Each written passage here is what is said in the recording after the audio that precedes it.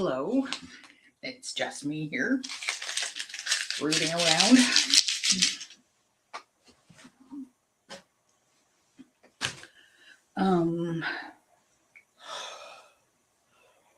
Oh, goodness. So, hi, grin, big grin. Yeah, so we are here to paint some watercolors. And sometimes I kind of don't, sometimes I'll prep ahead of time and like not always, but if I'm mixing colors, I always show you. But I usually start with before I get on, but I didn't this time. I start with my watercolors that are in this lovely, lovely ice cube tray. So I've been using this ice cube tray for years. I never clean it out except for the yellows. So I have two yellows there, and I tend to clean those out a little bit because yellow gets contaminated easily. And I do try to keep the yellow a little bit cleaner. One is a more golden yellow. It's hard to see on there, the way the light is, and one is like I have two different I have a pale yellow and a lemon yellow and I just use those interchangeably. And then one's a more primary golden yellow, and I have two reds, and then this yellow up here is like a brownish yellow above the reds. And so my paints come in a tube. I do find it easier to use tubes, and these tubes are by PBO. So PBO is a French company. They are all available all over the world. So during the pandemic, I was sourcing a lot of things that people could order online. You can still order them online. They're available through Amazon all over the world, because they're an old company from France. They also have a middle of the road price with a decent pigment. I mean, this was done a little while ago and it's still got great pigment. Now it hasn't been sitting in sunlight, and it is kind of pale colors. So they do come in tubes. So there's gum arabic in the tubes, and gum arabic stops them from drying out in the tubes, but if you leave them exposed to air, they get kind of crispy. If your paints are kind of if there's honey used in them, you'll see a bit of a sheen to them, and they'll never 100% dry out, but mostly they reconstitute with water. So you just, if ever I have any leftover bits in like a tube, because I use them in classes, I'll just squeeze out any like little bits left over in here, and then I just use that. And I don't mind if they get a little messy in some of them. So and then what I do is add water to these. Now I use hot tap water, like the hottest setting on the tap water. You don't need to boil your water. I'm not having a baby. I don't know what that boiling water is on the baby thing. So I'm going to use, now some people add too much water. Sometimes I'll use a little spray bottle, but keep your spray bottle low so that if there's an edge that's red, it's not going to go into your yellow. So what I do is I put in about 2 or 3 things of paint, or of water from my paintbrush. Okay, so and I just kind of wipe it on the edge, and that's how I reconstitute them. Some people add too much water. It then gets too watery, and you can always add more water as you're painting to get a pale color. And the colors that are slightly off kilter, like I've mentioned this before, if you painted with me before, my green, if I've got sort of leftover bits of other color, There's one of the greens that I want to be like an earthy green. So I will start just adding other colors to that. A tiny bit of, red or green in the blue isn't going to hurt anything either, because the blue is really dark. These are a couple of different shades of blue. And then sienna. So notice there's sometimes like different colors in the sienna that I have. Sienna is also burnt sienna, or raw sienna is the color of peanut butter. I'm just adding a little bit more to some of them because I do have a lot in the bottom. Now, if you're buying paint in those little pucks, or like a tray that's already dried, if you can see the purple and it's a really nice purple, it's going to be too pale and too light. Like this is purple right here, that spot right there, and it's really dark. So, and you want that like brown and dark blue. So you want these colors to be dark until you put the light through them, which is the water. So that's the nice thing. If you buy the cheap paints, they look really nice in the tray, but you go to put them on the paper with water and then they get more pale. So the adding water and putting them on the white paper is going to make your paints lighter. And so think of whatever's in that tray is going to be at least 50% paler. And we don't want pale colors. We want vivid colors. And these are really cheap. They're like, a pack of 18 is like $20 on Amazon, depending on Canadian or American money or whatever. They're not terribly expensive. In Europe, they're probably a little bit cheaper because they are a French company, but you never know. I haven't priced them out in euros. And so you want a decent pigment, and they last forever. If when I'm doing them in person, I have a lot of waste, so they do not last forever for me. But really, when you can reconstitute them constantly, they really are inexpensive. The paper I use is by Canson. There's so many different brands, and this is absolutely a preference. So what you want to see with a paper is at least 140 pound weight, or 300 gram weight. So that's that. I use Canson. I keep going back to it. I do try other ones. It's not expensive, and it's heavy paper. And it says watercolor paper. It'll say watercolor and cold pressed. Cold pressed gives you, you want acid free, always acid free. Cold pressed gives you a rough surface. So I'm just going to put that back so I don't put it in my mess and get it lost. So you have a rough surface, and you can see. Now, if I bring this forward and let it focus, autofocus, it may or may not. If I bring this above, I don't know. You can see sometimes the roughness of the paper. And sometimes there's one brand that I don't like, that the paper, it's almost like they made a pattern instead of just allowing this cold press to be natural. And I find the pattern appears in my finished product, and I don't like that. So that's one reason why I keep coming back to Canson. There's a smooth side and a rough side. Some papers have that more obvious than others. I tend to feel with my thumb, because your thumb has more feeling in it because it has a pulse. So, I mean, I can feel it with both, but I'll do that. I use the rough side. Again, it's by choice. It depends on what you want to do.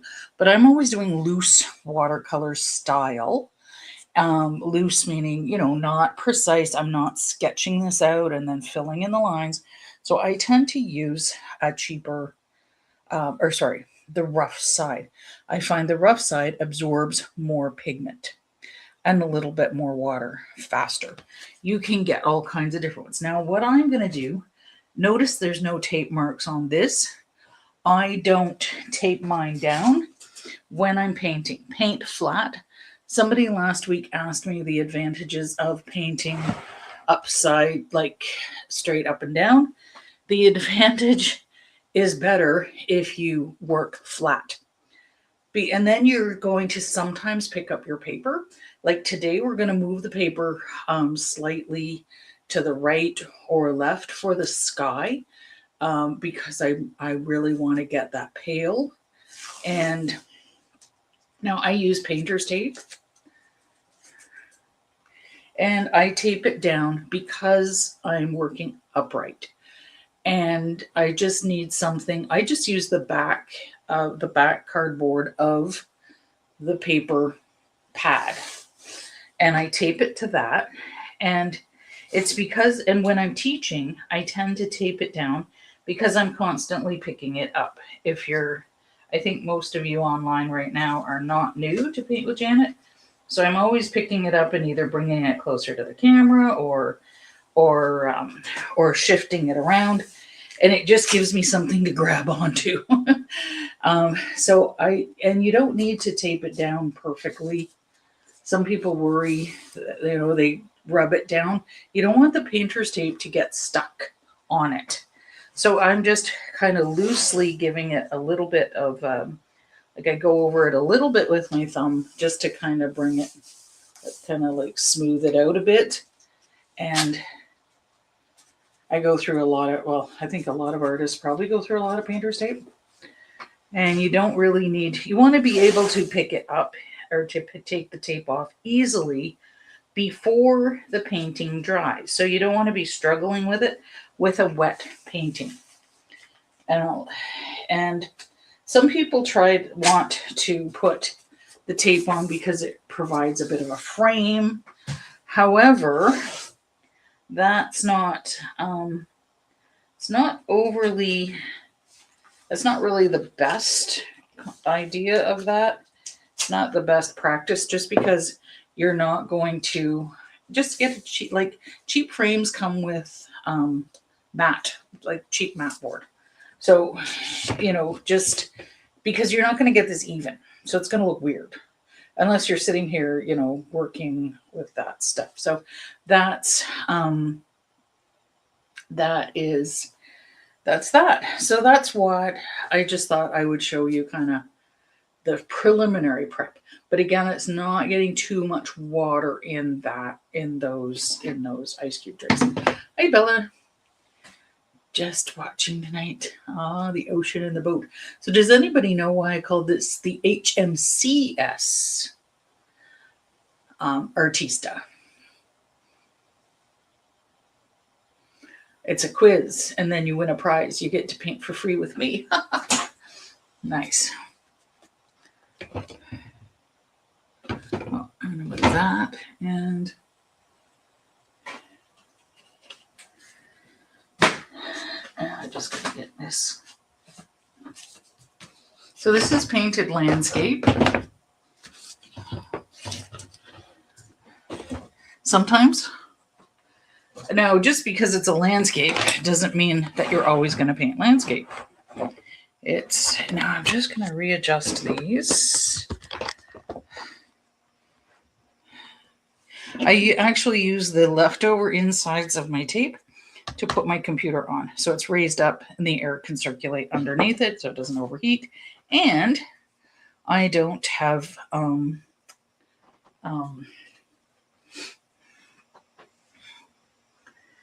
any water going on the computer. It'll go under, hopefully, because you know me, I spill.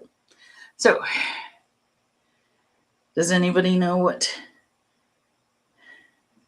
anybody answer the quiz? The HMCS Artista? Artista would be like what the sort of Italian version of a artist. So the boat is named after me. It's quite the boat. It's very, it's very boaty. So yeah, I love this boat. I think it's cute. So I do want to turn, so what we're going to do, and I mentioned that we'd be turning this. What is this? Oh, they're giving me some more things on my thing here. I know sometimes I get these messages from StreamYard, like because they're trying to get you to do different stuff and they want to sell you things. So what we want to do with the sky, so this is probably an early morning sky. Early morning skies tend to be like a soft peachy pink. They can be a brighter pink, as they can be pinkier. I just wanted a soft peachy feel. So I felt it kind of lended itself to the sand in the boat and everything else. And we will be putting the paint on, but to get the paint kind of pale, what we want to do is turn the painting on its side. And normally so we're going to do the sky on half of the paper. Okay, so the top half is going to be sky. So then if you turn it and you add water and let that water roll off onto you can reuse your paper towel that's been absorbing water. There's nothing to say that you can't do that.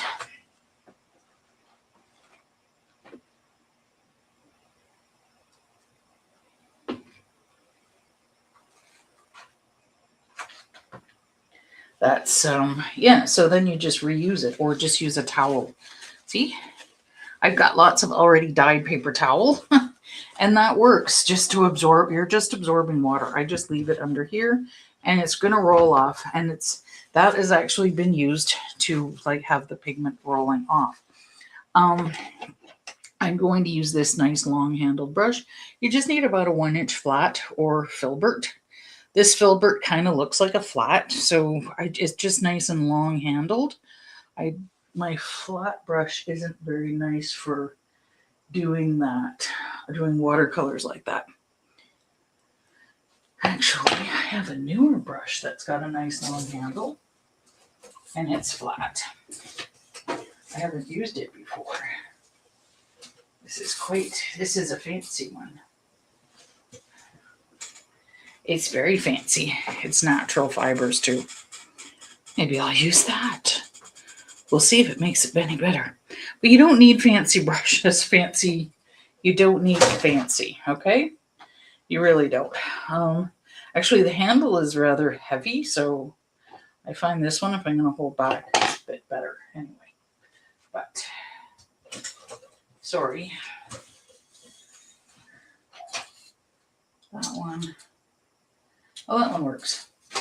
Okay, I will indeed use my new brush. These were given to me by a professional artist who is retiring. So I don't normally invest that much I don't invest a lot in my brushes because, again, I'm just doing it rough. I'm also doing a lot of classes. So there's a 1/2-inch flat, okay? And it's got natural fibers. These fibers have been dyed, even though they're kind of natural fiber. They are, I think it's a sable look-alike or something like that. So it'll hold a lot of water. It's soft bristled. So you do want a soft bristled brush. And if you're a beginner, you want a little bit of spring action in your brush. So you do want a little, like, you just don't want a mop brush that's going to go right to the ferrule or the metal, because it can be frustrating, because beginners tend to put too much where is, oh my gosh, there's something going on here. I just have to look at this. I'm getting a weird message.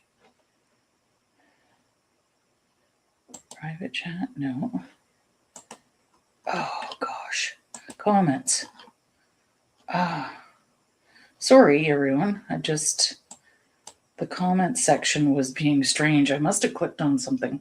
So yeah, so I'll use this one. I've never used this brush before, and it's lighter weight. So we have, now I am going to, start kind of landscape. I am going to wet the the top half of my paper. If some drips below, I am not going to worry about it because that's going to be a bit darker. So the water, the ocean, or the lake is going to be a little bit darker. It must be the ocean because this is like a big ship, right? Because I called it a ship. The S stands for ship. So it's a big ship. So it must be the ocean. So, and there's ocean gulls there. So in order, I'm not going to mix any kind of color, and I'm going to use. I tend to keep back smaller bits of water, and then I'm going to, so then I've got some clean water in case I need to use white afterward.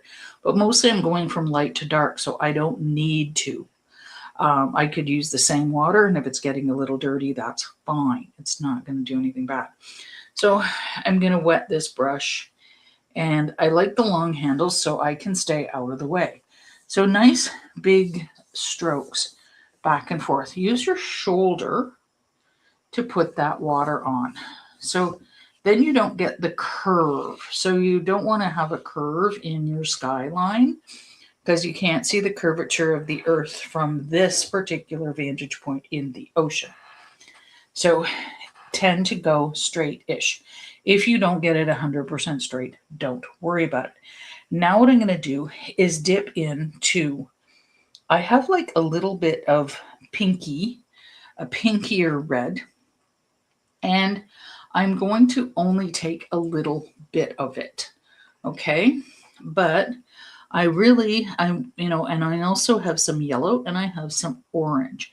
I might take, now most of you have sets that include at least orange, purple, brown. If you've got even just a little set from the dollar store, you've got orange, purple, brown, and green.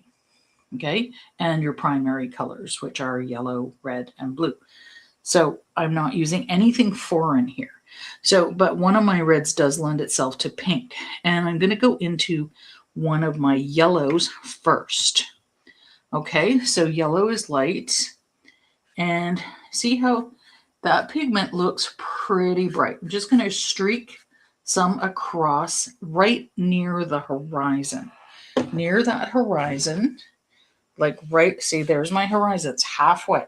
So I have a nice halfway marker. Then what I'm going to do is take a little bit of that pinkier red, like I said. So a tiny bit because red is darker. And I'm going to go through and it's going to go slight orangey, peachy color.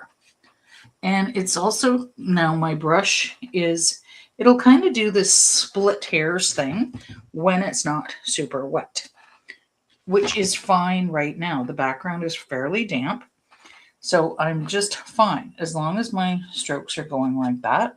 And I'm not used to this brush. Then I'm going to take a little bit of water, and I'm going to start tipping it this way. Okay, so watch above here. So watch there. I'm going to bring my water close. Now you only need to do a 45-degree angle, and I'm putting that water on and letting it drip through. And I might carry some of that over up higher. See, I'm just kind of manipulating it a little bit. And I'm going to, it's sort of starting to go into a perfect line, which I don't want. And I want it to follow. Sometimes your water will do that. I want it to follow also the horizon. So I'm manipulating the water a little bit, but mostly I'm letting the water kind of do its own thing. Okay. And wherever the pigment's heavy, I'm just going to add more water and let that water streak through. And I want this soft.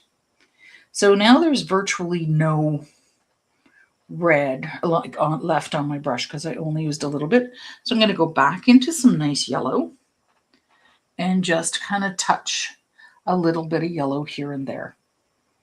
I could, if I wanted to, go into orange, you know, if you really are wanting to use your orange, and just touch. But make sure you touch up here, right at the edge, because the water's pulling it through with gravity. And I spilled a little there. That's okay. It's going to be sand. Okay. And there. And then if you end up with, it's going to continue to blend. I actually like the way the streaks went from my brush. So I'm going to leave that. So sometimes just leaving it alone. That one was flat when I painted it, and I did tilt it. I did tilt it to the side. Okay. Then what I'm going to do is take a little hint of blue, and I wanted the sky just a hint of a gray blue up here. If you have Payne's gray, that's great, but I'm not going to use it because not everybody has Payne's gray. So you see, it's just that hint of blue gray up there. And I want to get more water on there just in case, because the water, it might have, and right up to that tape, just a little bit, just in case it dried out a bit. It doesn't necessarily dry, but the paper will absorb it, and I want it on the surface because I want it drippy. So I'm going into my blue. That's a lot of blue. I barely touched the blue, but you'll see blue is crazy dark. So I'm just going to tap the blue. I especially want to get it at the edge here, right at the edge, because I have to manipulate it a little bit, because sometimes it's just going to follow gravity, and I've got it on its side. It's almost standing straight up. You should be only maybe a 45-degree angle. Like, you can do this flat and then kind of lift up when you put your water on. Then I'm going to go right into my black, but I'm going to wet my brush first, just wetting it, just so I don't pick up too much black. And you'll see now black tends to get, if you add light through it, the light kind of compromises the black as well.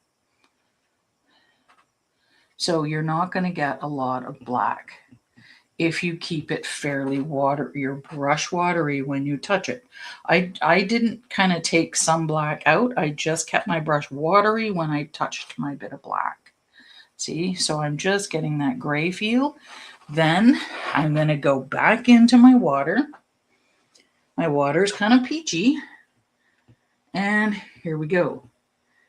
Letting lots of light through, starting right from here. I can manipulate some of that black and blue and bring it over a little. So if I touch it and I bring it over a little, kind of letting it blend with that peachy color.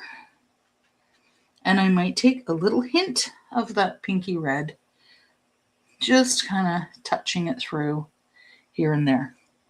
And then letting it go, letting more water drip through. So early morning, you tend to get that lovely pinks in the sky, like soft pinks throughout the sky, as opposed to those brilliant pinks in the evening. Now I'm going to go this way, just to kind of see what's going on. Might want to adjust something. So I might want to adjust, do a little manipulating.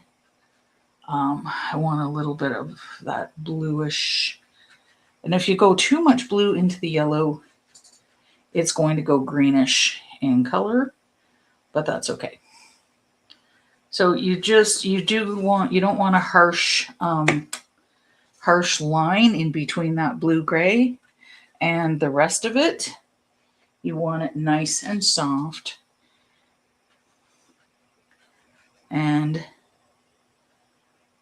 that's why, see, I'm putting a little bit of gray through there, and then water, letting that water float through.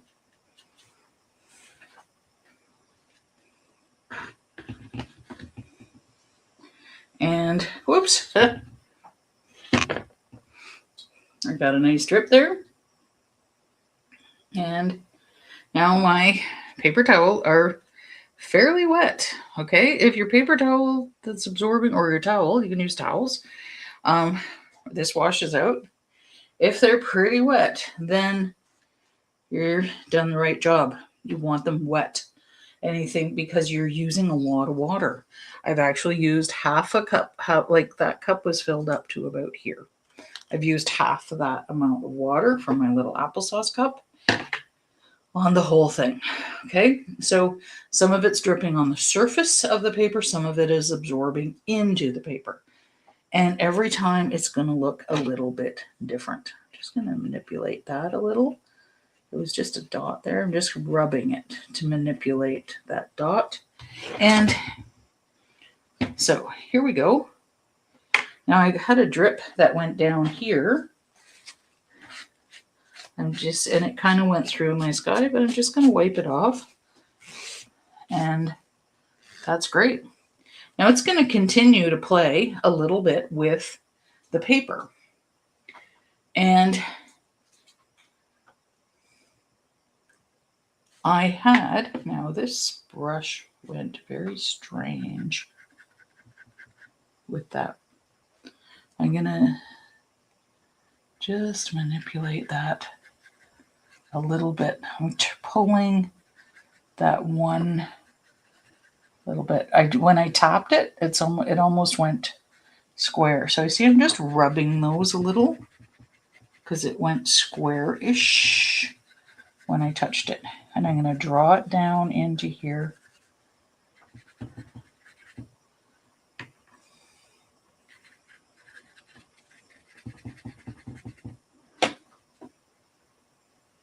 And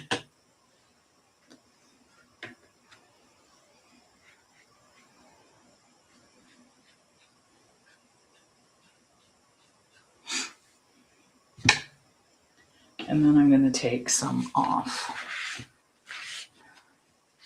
So again, taking the paint off makes the sky softer. And any little like other flecks, it was just that one fleck that I didn't really like there, but any of the other flecks, just leave them. You know, it is a painting. It's not a photograph. And the sky is going to play. The paper's going to play a little because the paint has absorbed into it. And you can go, when you go flat again, it's going to play and do little ripple effects. And sometimes they call it cauliflower effects here. Sometimes you want that. I like cauliflower effects in the sky.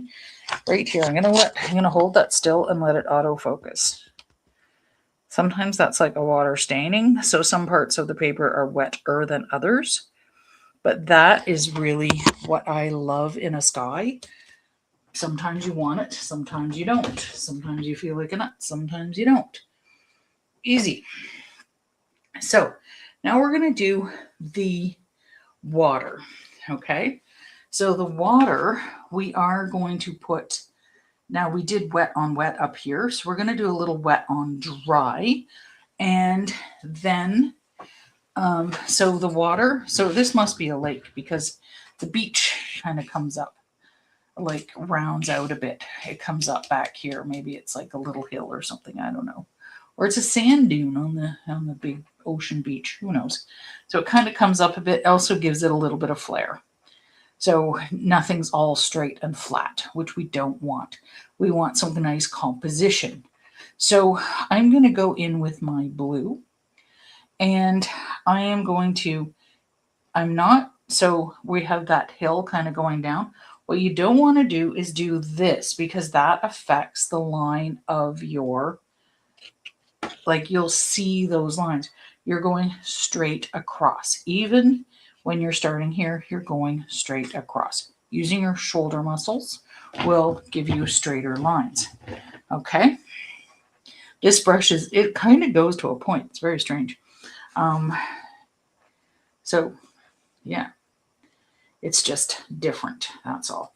I could spread it out, but it kind of goes to a weird little, it's just different. So it almost has that filbert effect. Remember I said filbert is like a flat one, but because it kind of went like that, they almost look the same. But so they're interchangeable. It's just I really like the long, those filberts I got from Dollarama. Dollarama is a Canadian company. They came in a set of 5 or 6, and they came in different sizes, and I bought them for watercolor classes. They're just fabulous for that because I buy a bunch of them. All right, let's rock and roll into the blue. And I'm going to just kind of, like, my brush is wet, okay? And now I'm going fairly straight across that horizon. Fairly straight, going right into that blue, fairly straight across the horizon, okay? My brush is wet, so the blue isn't going too dark right now. Then I'm going to go in, I'm dipping again, heavy dip. I want a heavy dip in that pigment, and I'm going to do some streaks here. And you see I'm starting, I'm still going across, my motion of my brush is across, it's not going down and like that, okay? So you see I never went down, I just kind of going straight, and I'm going to use my brush a thin way and put some streaks in, going back and forth with my brush fast. Okay, and almost looks like water right now. Okay, and then what I want to make sure that I get done at that horizon is heavier pigment right at the horizon, because the water's deep, less light is going through. So I'm diving right into my creamier part, like heavier part, and see I'm doing some nice little, my brush is moving constantly. It's grazing the paper. So you see it's grazing the paper, and I want some of that dark. You don't want the light water and then dark water. The dark goes right at the horizon, but then it's kind of got lots of streaks through it, like, so you'd get different values of that blue. Then because the sky had a tiny bit of gray in it, I am going to go into a little bit of that gray and just touch some through the back. That's too much. So I'm just going to take it off my brush. Okay, so I'm just going right. I went into my wet paper towel and just took the excess off. Then I'm going to take a little bit of water, and then I'm going to go in between these spots where it is white, where my paper's white. And you see, I get lots and lots of different values of that blue. And I do want to take off some of that black. So I'm going to use a dry paper towel. I'm going to wet that black a little and pull it off. Just pulling. See, I'm just pulling, but be careful because you're going to get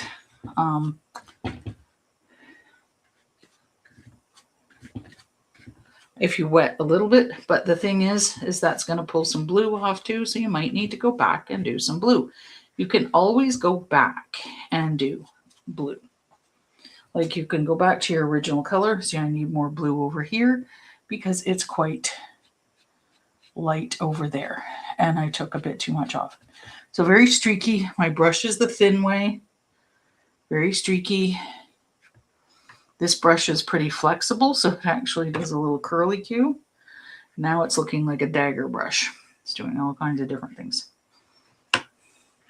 But it's okay. You don't have to be familiar with your brushes. This is the first time using this brush, and I'm just using the way it wants to go. Sometimes the paper wants to play. Sometimes your brush wants to play.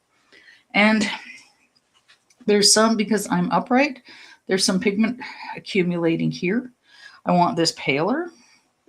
So I'm going to use a little bit of my water, pull off, and then I'm going to absorb the rest there because I want that pale.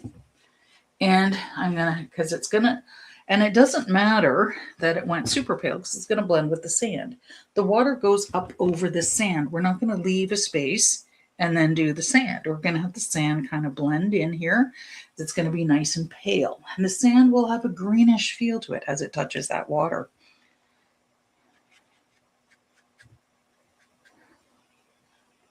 There we go. Just wanted to blend that one little bit, a little bit.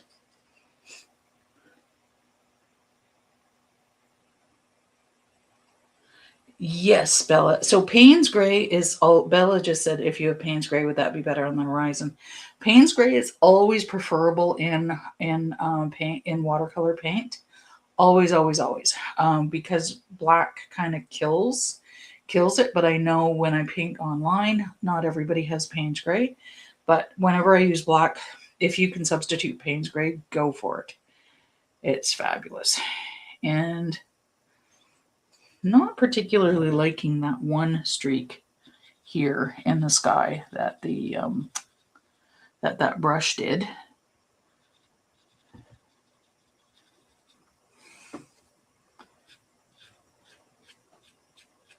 I think my brush was too dry, so there. Now it's going to do something weird, but that's all right. I'm fine. I'm fine. I just was like, and again, this is the first time using my brush, or this brush specifically. It does have a little bit too much give to it. That I do like a stiffer brush. Okay. Now I'm going to do the sand. The sand can kind of have a different motion through it, okay? So I'm going to start with yellow first. I'll start with a fairly pale yellow. Okay, and I am, getting a lot of pigment on here. Getting a lot of pigment, going with a fairly pale yellow. And then I'm going to start into a little orange. Okay, maybe a little orange. Also, it's going to reflect the sky. Okay, so some of the sand color is going to reflect the sky. Going into a little bit of orange. And I can also use some of that pink. Anything I used from, I can use a little bit of that pink. Now this is going to go a bit different. Okay, it's going to have a different feel to it. Also, I am going to go into a little bit of brown. You should have a basic brown. You could use sienna. You can use burnt sienna. You can use brown or burnt umber. So burnt umber. I'm going to go into that little bit of burnt umber. And that's like a chocolatey brown. And I'm going to put some streaks of brown through. Okay, so brown is going to soften all of those yellows. And you want it darker right at that. Oops, what did I just dip in? I have no idea. I'm going to take that off. Okay, so here we go. Now that looks really awkward. So what I'm going to do is take a little bit of water and just kind of blend it into the water. Blend it into the water. Take a little water and blend it into the water a little. And start to soften those colors. Because the brown is going to soften any of those colors. And it's going to soften any of those bright yellows. You can kind of turn it. I'm kind of liking it. It's doing some fun stuff here. And it's going like right into that water.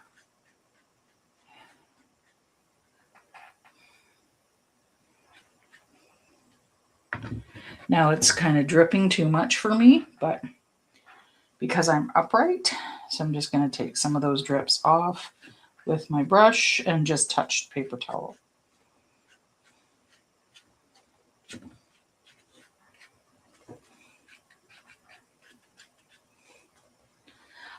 I want this a little browner.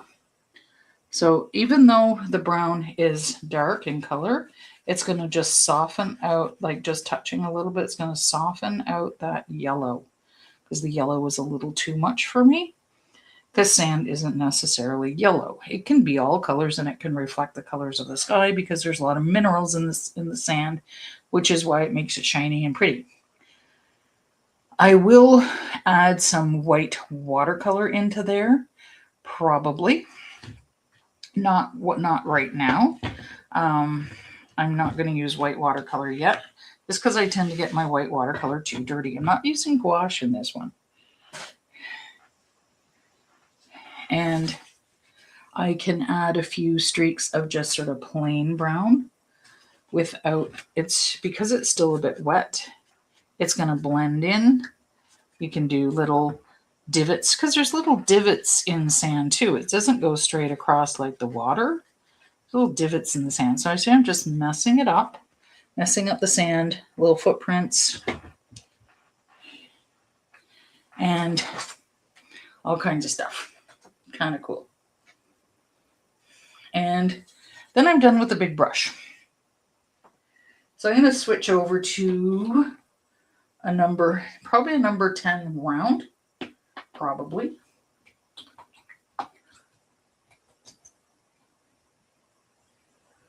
And put this brush away.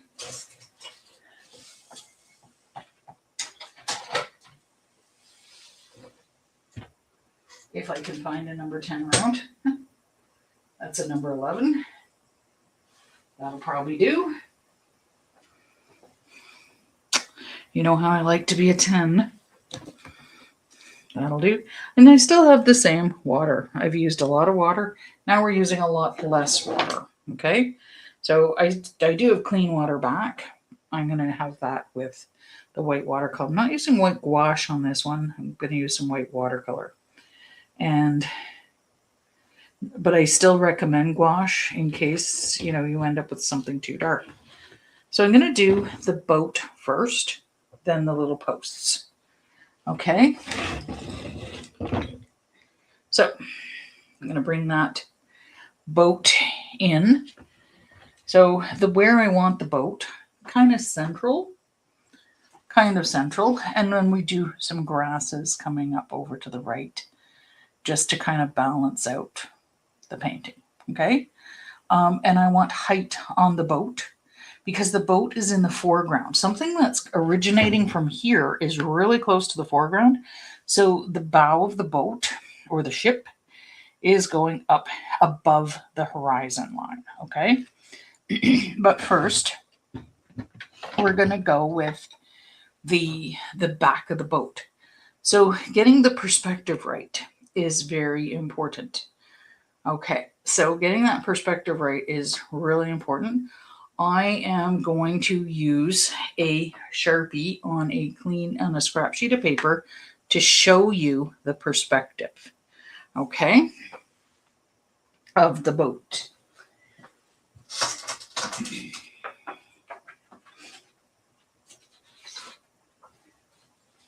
I keep scrap piece of papers.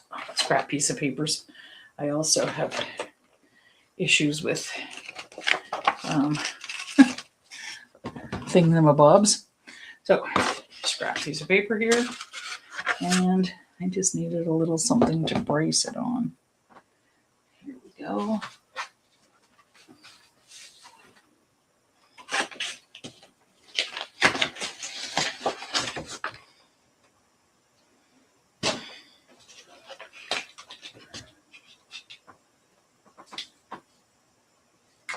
So I have a Sharpie, and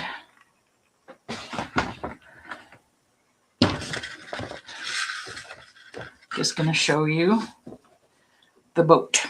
Okay, don't pay any attention to that boat. Turn away. Okay, this is all we're looking at. Okay, so perspective wise, we're going to start with the stern, I guess, of the ship, and we're going perspective wise, because the boat is kind of central, the back of the boat's going to go to a disappearing point. So it's tilting. It's tilting. That's the back of the boat. Okay. Then, because that's kind of tilting in, we're going to draw these. This is the frame of the boat. This is the frame. That's going to come out parallel to about there. They're going to come out parallel. And then we're going to bring, this is where I want the bow of the boat up here. This is an old wooden boat. It's an antique. So this is going to come and join here. This is the frame of the boat. And then this is going to kind of gently disappear in behind that. So you see, that's coming up really quite high. This is just the frame of the inside of the boat. It looks weird on this side. Okay. Then this, the bottom of the boat, either goes straight or slightly indented. Sometimes the back is slightly indented. This has nothing to do with perspective. And this is only about an inch. Very small because it's shallow. This ship is shallow. Shallow ship. And the bottom goes parallel with this for a little while, just a little while. Then we have this huge bow of the boat. That's where the, when you're flying in front with your lover and you fall in. Okay, so then the frame, this is the frame of the boat. It kind of comes down a little bit, but then that kind of frame doesn't come down to here. It kind of disappears. This is like the framework. And then this curves down into there. So this is a soft curve, but it's almost squared. So it's just very softly curved. This is a sharper edge because this has to meet the waves. It doesn't want too much resistance. Then we could kind of see a little hint. This almost looks like a flag on the other side. Just the way the perspective is going and the way the boat is moored in the major dock. So that just looks like a little kind of a harp. Actually, it has a shape of a harp. So think of just different shapes. So this comes down straight, then gives that soft curve. It's like a J curve. And then this one kind of comes up higher so that when you're standing at the bow with your lover, you don't fall in, hopefully, unless the rower stops abruptly. Then the back of the boat also has, we don't see the back, we don't see the inside of the boat. It has a bit of a lip. Okay, it has a bit of a lip coming down. And we could, that could go here too. It doesn't matter. At this point, it doesn't matter. And then the seats run parallel to the back. Or that this seat runs parallel to the back, the first seat. So it runs parallel to the back. So that's the seat. I'll just put some wood grain in there. There's the wood of the seat. Then this one could be a little bit off kilter. Off kilter is great for because it's going to have a slightly different perspective. There's the wooden seat. There's your nice wood grain. Lots of shadow in here. Lots of shadows in the bottom of the boat.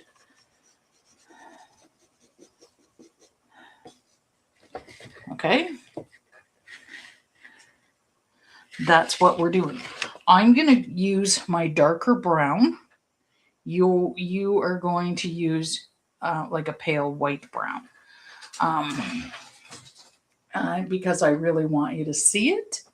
And then my white watercolor is going to lighten that up and make it all nice. Okay. And if this is a little off kilter, it just looks cuter. Because it's a painting, not a photograph, remember? Now, where's my thingamabobs? Where's my thingamabobs? Now, my paper is really warping. It's also warping the whole thing because everything's getting damp. And that's all right. I'll tell you what to do to straighten it out. And here we go. Ready to roll. Ready to rumble.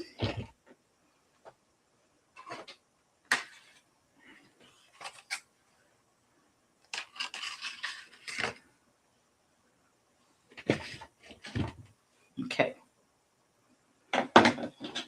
So we're always allowed to give ourselves guidelines, okay? Always give yourself guidelines. This is a bigger piece of paper than my other one. So, but we do want the boat fairly central. So I'm going to use quite a lot of, and like I said, I'm going to use brown and my white. So I'm using white watercolor because I want this to look like a washed out brown. I'm not using white gouache because you could use a little white gouache for the gulls, but you don't have to because some gulls are quite gray. So see how it's like just quite pale. It's not white. And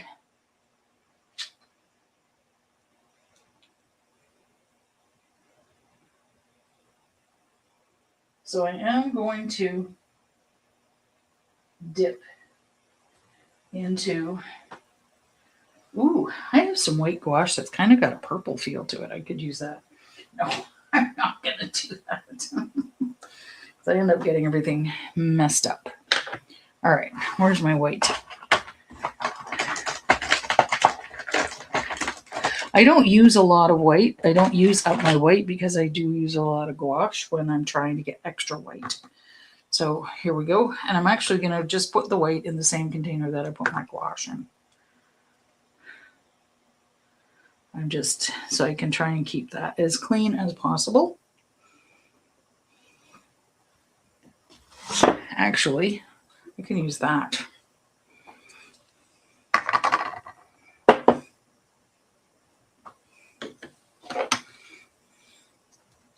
Because I still don't want to get that part too messed up.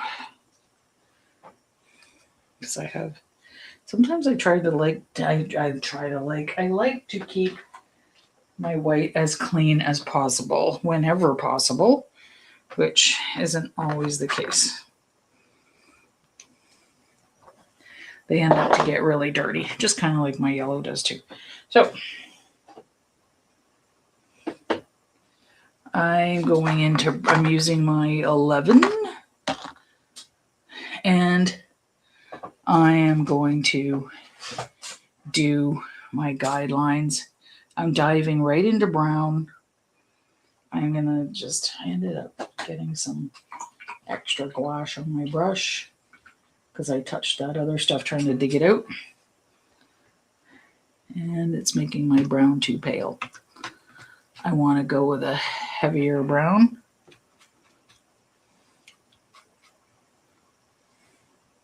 So I have this over here. I want to have my frame here, there. So that's my basic guideline.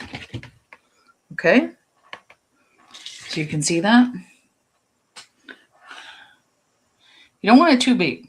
You don't want it too big. It's kind of in the middle of the water because the bottom of the boat is in the beach. We don't want everything way down here.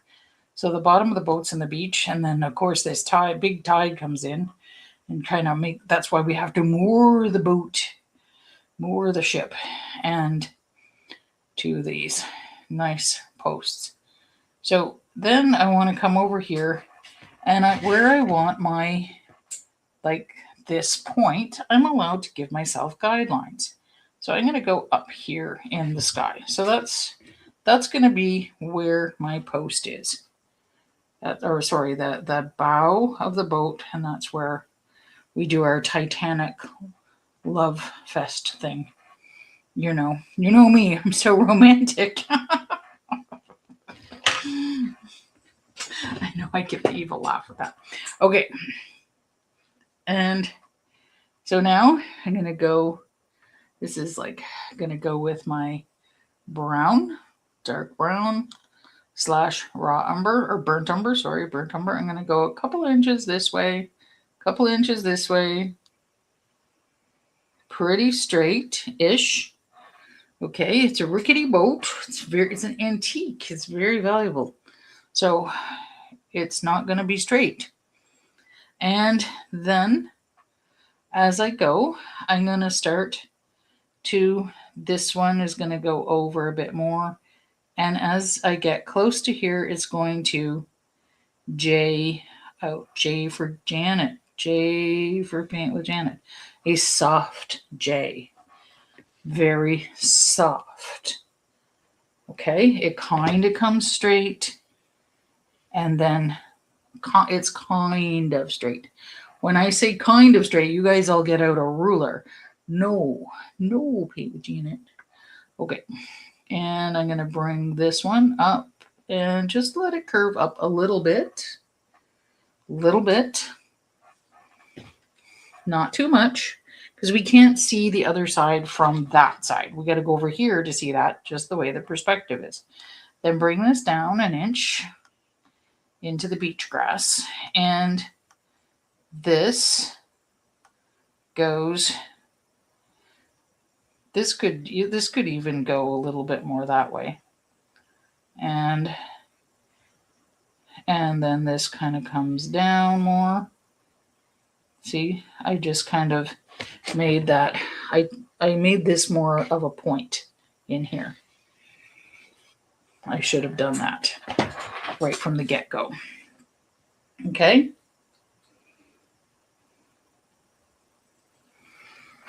I should have followed these, because you see, this comes to a point here. I get mixed up too. Weird, I know. So this is deeper here. Okay, this kind of comes up to a point and it goes that way. We can always adjust this because the boat is a bit darker. And then we do our little harp, our little Irish harp, going in like that. Okay. Whoosh and whoosh. There we go. Our little harp. And we can also draw up this back side a little bit too. The inside is going to be darker. Now, we don't worry about the blue, because blue and brown make raw umber, which is like baby poo, which is really quite like the natural wood color. Okay. So it's that natural wood color. Now what I want to do is I'm going to concentrate on getting this part here, because it's the first part you can see. So then it'll start to make sense in your head. So notice I was very messy. And so now I'm doing this, just doing some streaks through here. This is the part that you notice the most. It's great. Fabulous. Doing some streaks through there. All my streaks are going the way the wood would go. Whoosh, whoosh, whoosh. Just easy peasy. Then I'm going to take some sort of that brownish yellow, which is ochre. You don't have to. And I'm going to put some of those streaks in there. Just going diving right into that paint, putting some streaks in there. Okay. I'm not trying to paint anything yet. Just putting some streaks in. Then I'm going to go into, red. I'm going to go into that pinky red, because guess what? I had some red in the sky. So I'm going to dive into that little bit of pinky red, putting some streaks in there. So there's some reflections from the sand. There's reflections from, look at that, just some streaks. Just with the tip of my brush, just streaking along. Not streaking as in naked running. That would be rude.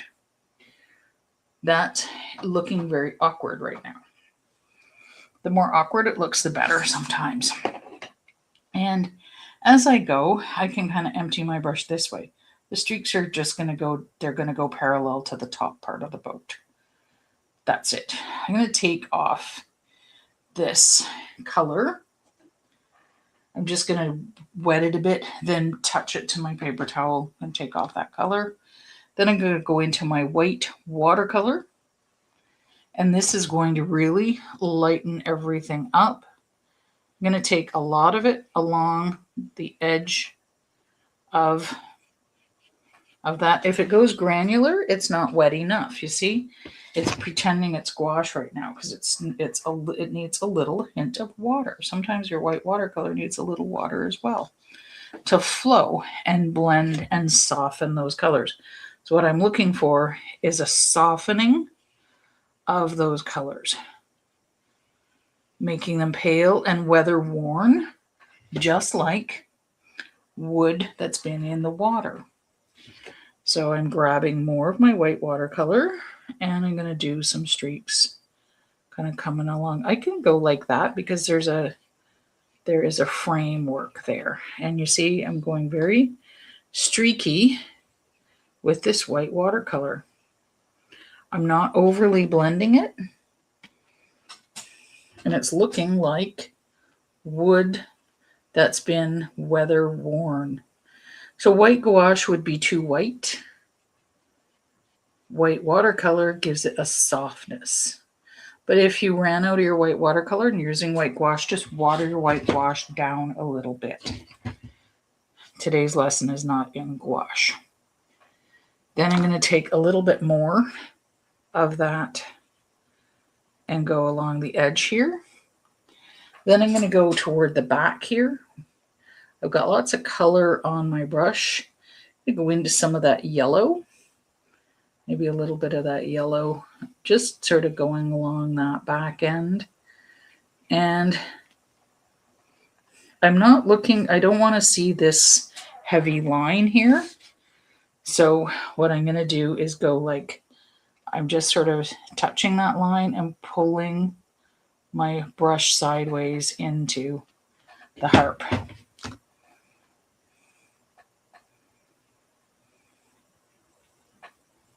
And then I'm going to touch it a bit more. I want it a bit darker over here with the brown. I'm not washing my brush in between.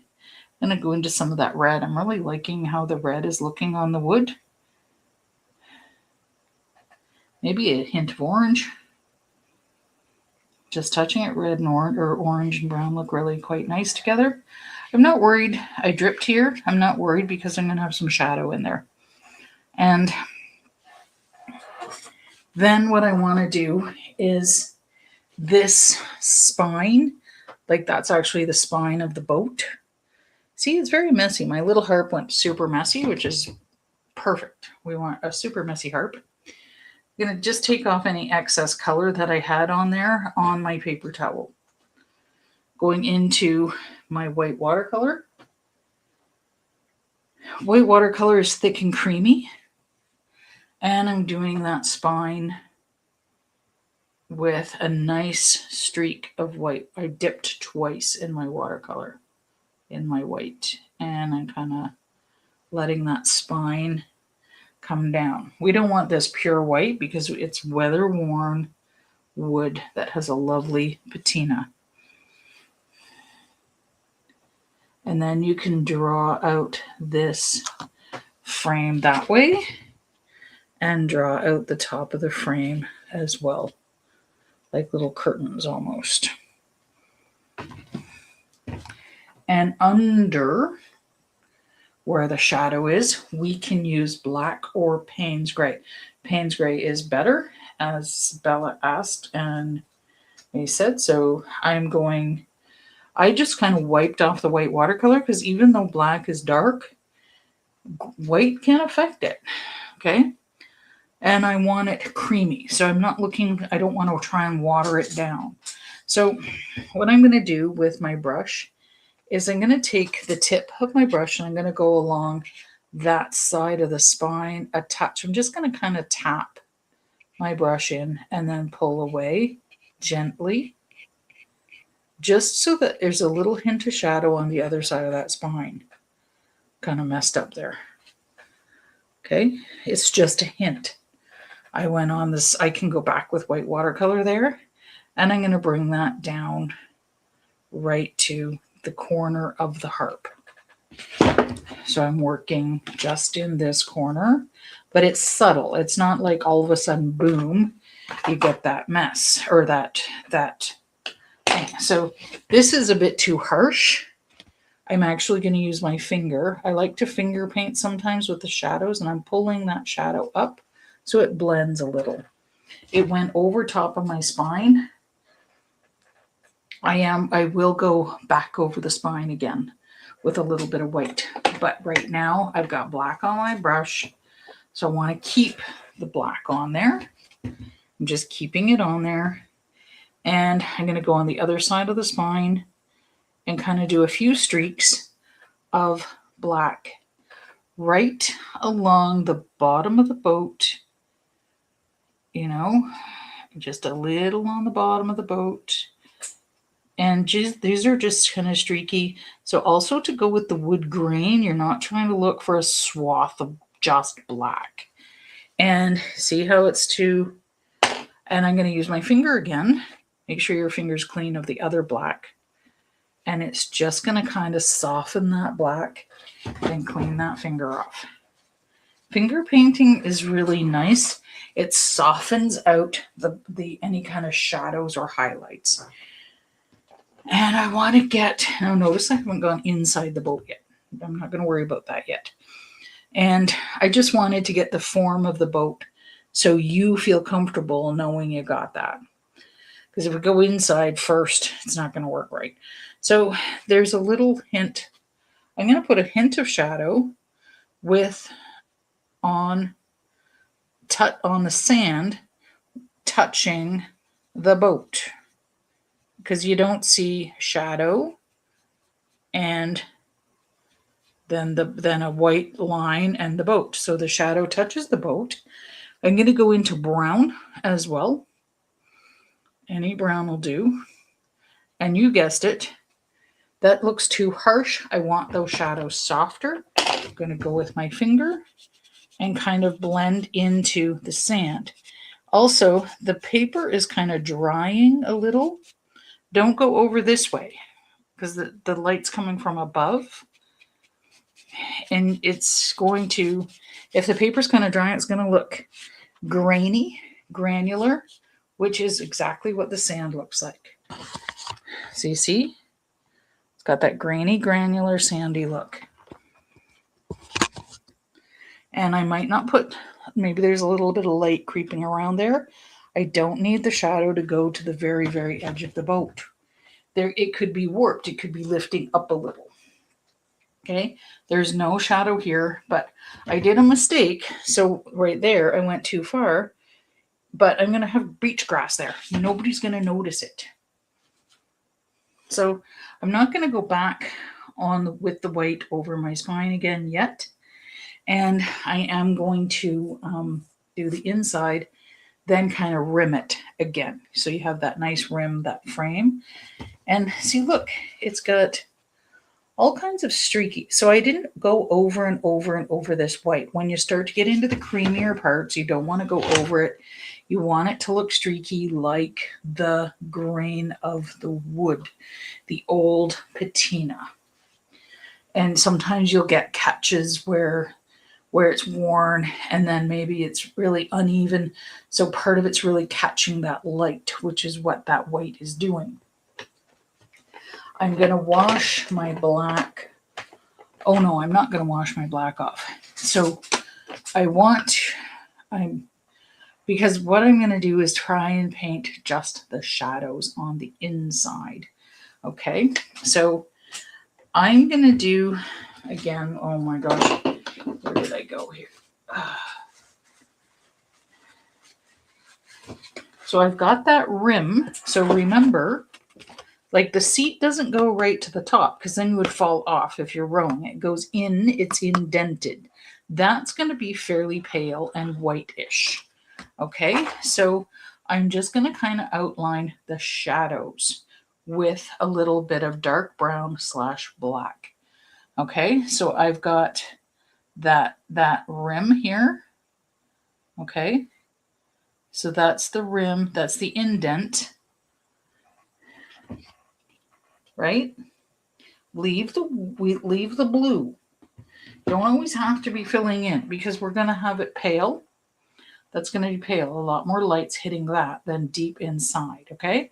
Then the back, we're going to have, remember, the seat goes parallel to the back. So this is just kind of the outline of the seat. And we don't see the indent on the other side. It just kind of finishes here. Okay. Then nice and wide. Nice wide bench seat. There we go. That's one seat. That's the outline of the seat. It doesn't have to be the same distance here. This one, because it's going straight, it can go a little bit off kilter. It can go a little straighter because the way the thing is, or the way that our things are. So there's the other seat. That's the seat is in the center here and here. Shadows coming from underneath. And now this whole thing is not filled with shadow. There's light hitting it. See on my marker? It's kind of a triangular shaped shadow. Doesn't mean I want to see a perfect triangle, does it? No, Paint with Janet. So I'm going to get the deepest part of because this part of the boat is shadowing the inside. And the light's not above yet. It hasn't quite risen. It's coming up. The sun is coming up. So I've got a nice rim of black kind of coming up this way. And I'm going to use my finger again. So keep your paper towel handy and pull that shadow through. Now, it still looks blue. I get that. Don't worry. Be happy. It's just black is awfully crazy. So I want to get that black off my brush. Then I'm going to go into that pale. So I'm rimming. This is the shadow between the other seats. Okay. Using my finger. Oops. Too much because I forgot to clean my finger off. Pull my finger. And I went over. That's all right. That's the shadow between the seats. And there's a bit of shadow in here. Don't worry about that. Now I want to clean that black off. Because then when I go to put the brown in and the light, it's going to go over top of the shadow. And it's going to make that shadow lighter. I need to make sure my fingers are clean so that the next time I go in. But I'm just going to give my brush a little extra wash. And because I am going into brown, it doesn't have to be perfect. Going into some nice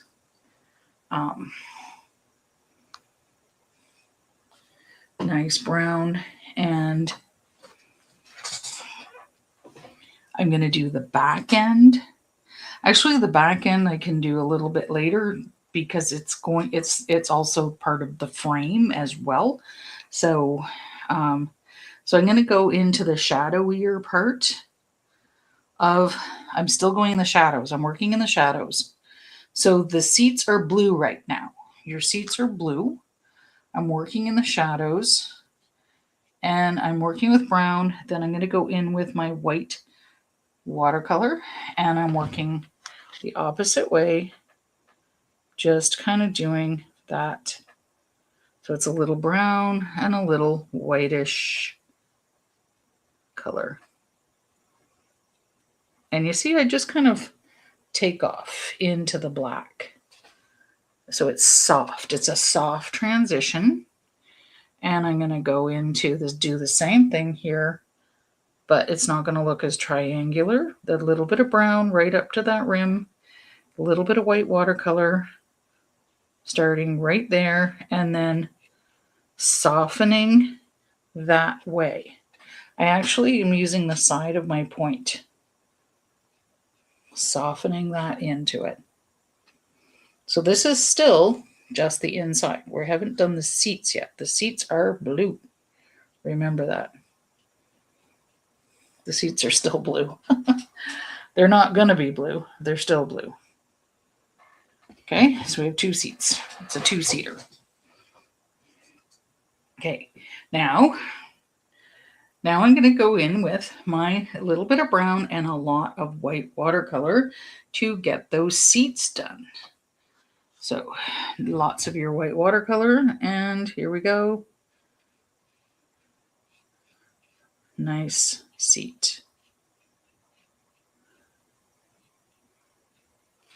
There we go.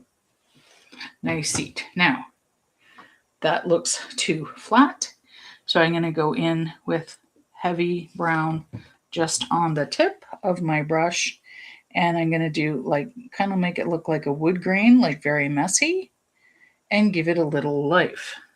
Grab more paint with the tip of my brush, make it a little messy, and it's hard to see with the reflection of the light. There we go. Then I'm going to go clean that. I'm just going to wipe that brush off because I want it fairly dryish.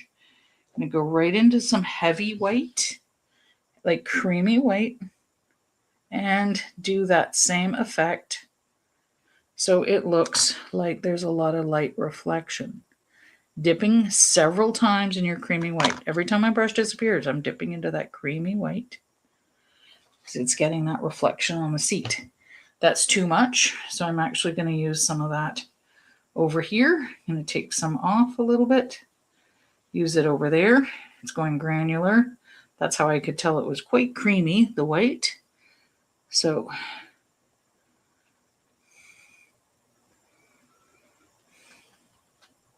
whoops. So then I'm going to take a little brown, like, and go straight across that whitish color, and it's going to make it knots, and it's going to have more, sorry.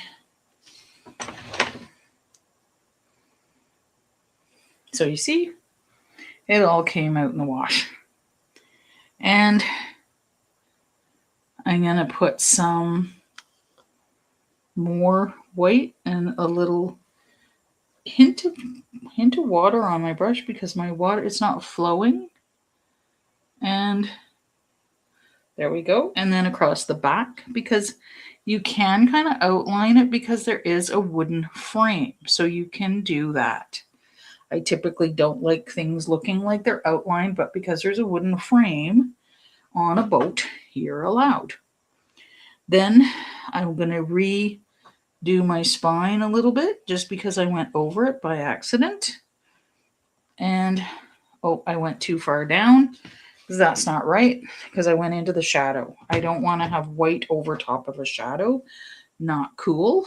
And so I'm going to just touch up that shadow with my finger, and I'm going to touch up some of these shadows here.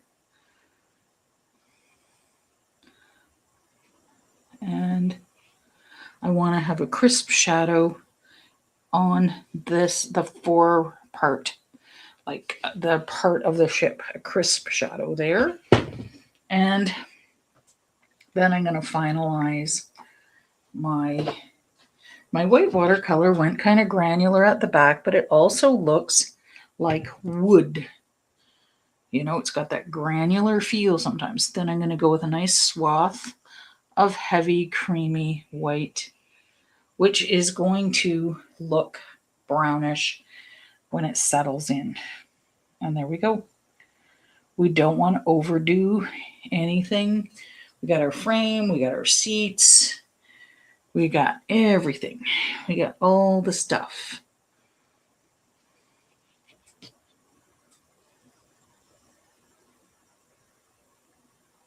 And if it looks a little out of perspective, that's even better because it looks awesome. And our old wooden boat that is warped is going to look a little bit out of perspective for sure, for sure, for sure. Now we're going to do the posts. Okay, so the posts, they are very much in the foreground. So they're going to go even higher than the boat. So the post that the boat is moored to is, I'm still using the same brush. I'm getting a little bit more water in my brown because I used up a lot of it. And I'm going to go in with my brown right now. And I'm going to have the post a little bit crooked. Okay, so a little bit crooked. And it's going to go a little bit higher than the boat. So if it originates below the boat, it's going to be a little bit higher than the boat. Just a little bit. This one was a little bit higher than the boat. So I'm going to go here, and I want it to be a little bit on the crooked side. So I want to go a bit higher than that boat. Ooh, that's really warped. So if it's warped like that, don't try to follow it and make that thicker. Just make one side thicker And then the other side thicker, and then it's not going to warp. There you go. Look at that. Now that's pretty watery. It's pretty watery because I can see everything through it. But that's okay for just a guideline. It's okay. You don't want to have too dark a guideline in an old wooden post because we're going to use that white watercolor to help soften it. Now this post here, that's holding the other post up, is going to be higher because it originates off the page. So it's like if I were to put my hand here, it's huge, right? And my arm is off the page. So this one, it's originating off the page, right? Off the page, and it's thicker. So it's bigger and it goes higher. So I'm using the whole side of my brush, and it can go like maybe half of I don't see the top of the post quite. Okay. Easy peasy. Now you can use some yellow in there, which softens. Now we're going to use everything fairly heavy and creamy. Heavy, creamy paint to do these posts up. So we're going to use you can use some yellow. You can use all the colors that you used in your sand, all the colors that you used in your sky. And then so I'm going to get some of that pinkier color, and I'm going to move my brush up and down with it never leaving the page. So this is not a brush stroke like this. When I say up and down, people will do this. What I'm doing is just this. I'm just always moving, and then every once in a while, my brush touches. And that looks more granular, like an old fence. Okay, so I want to start with my darker color. I can use some pink because I had pink on me already. So I'm going to go with pink, and now I'm going to be doing straight on. This is where you want to lift your elbow off the table, Mabel, and just let your brush wiggle. So you see, I'm just getting those colors in there. They're going to create reflections of everything around it. Getting those colors in there and just letting the brush move fast. I'm not planning or plotting. I'm not doing anything. Then I do want to start with some of the blacker, because black is going to go gray. Black or Payne's gray. When I start with black, it's going to soften because I'm not looking for a harsh black.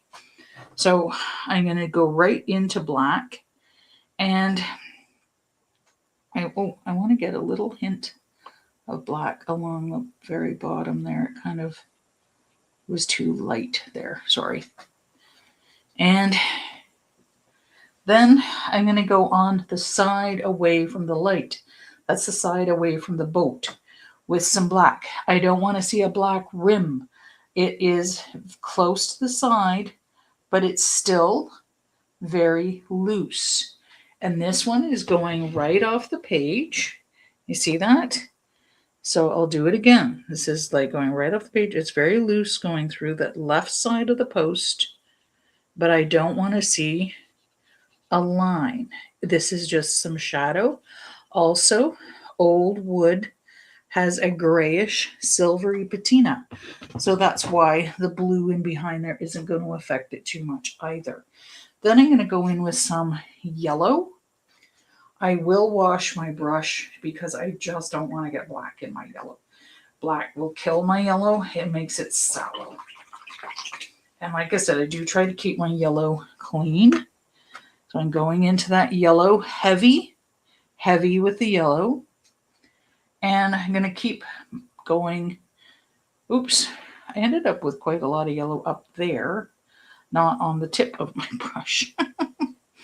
So I'm going to go with yellow on the right side more, just a bit more on the right side. This looks really awkward, and I don't close off the top because you see the top is very rough. It's very rough because the way the wood goes. I'll show you with a Sharpie. Show with the Sharpie. So because this is like a pole, right? It grows upward. And it's doing this at the top. So it gets really worn. at the top, even though it's been like when it was freshly made, it was probably cut off, but the wood grain is wearing in. So it's like a little crown. Nice. Spiky crown. So I never close off that top. This yellow is making everything look really yucky. But wood will have that soft color to it. And now I'm going in. I went really pale with a waterier brown. Now I'm going to go right into my brown with my yellow on the brush, getting the heavy, creamy brown and going through. So as it's heavier, it's going to cover any of the lines in behind. It's heavy. It's coming down there. Then I'm going to wipe off this and I'm going to go right into my white watercolor. And that white watercolor is getting rather dry. Just going to add a tiny bit of water on top. And my white watercolor is getting a little on the dirty side, which is great. So I'm using it really thick and creamy, and it is so, and I'm doing the same motion of the brush. It's going up and down. I'm keeping out of the way. You're going straight on.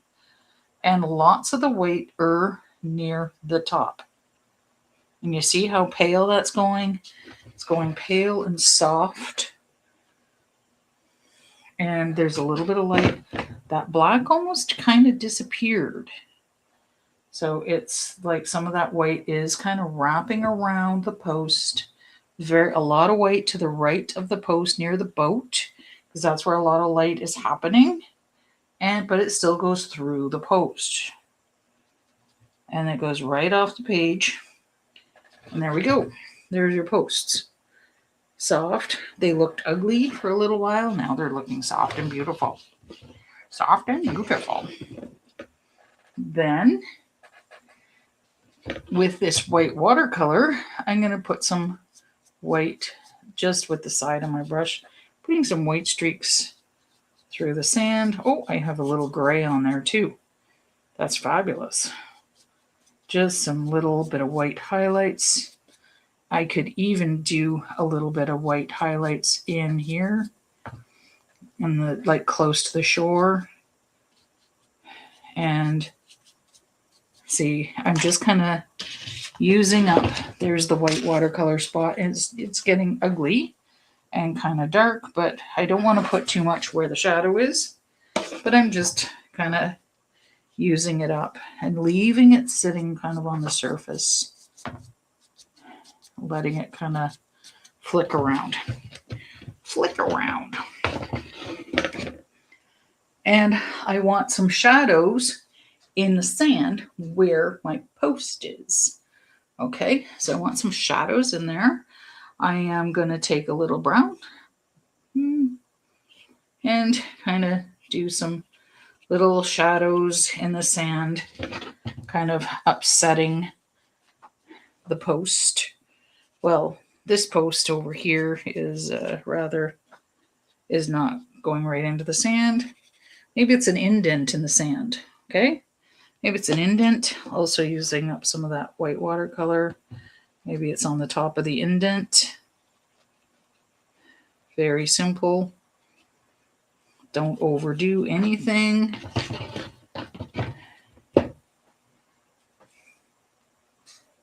And I'm going to switch to a slightly smaller brush to do the beach grass. Beach grass is dark, is coarse, but because of the size, you have to think of your size. Your beach grass is,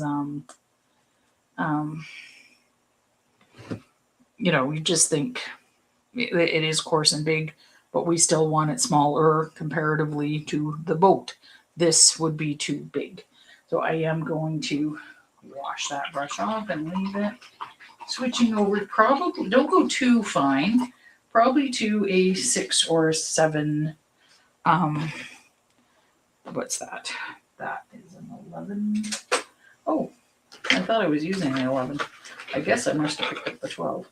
So this is a 7. The numbers are rubbing off. 6 or 7. Not a lot of standardization in cheaper brushes or brushes in general. So in general, you just don't want to go too fine. It's a lot of work going too fine. So for the gulls, I'm going to do the gulls first, then the beach grass, because the beach grass you can kind of get lost in doing more. And I just don't want to forget the gull. You do not have to do the gull if you don't want to. I'm going to do the gull, and I'm going to get some fresh white watercolor on my page. And oops. I dropped something. What did I drop? I dropped the brush that I want to use. That's what I dropped. And I'm going to put that right here. I also wanted to get a little bit of like a white watercolor in the sky a little bit, just kind of sitting on top of some of that color, almost like streaky clouds. Okay, so I'm just using the one that I was using before, the round brush with a tiny bit of water. I don't want this very watery. I just want it like just enough to kind of spread it a little. I just want to get a soft feel through the sky a little bit more. Sometimes you get these soft clouds that kind of streak along the horizon, like in parallel to the horizon in the morning. And it's not really cloudy, but it's just like streaks of moisture in the air, I guess, more than anything. And it's just softening up some of those harder lines that I had there.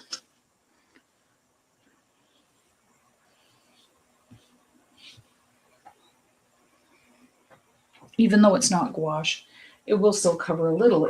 What white watercolor does is it softens things as opposed to covering things.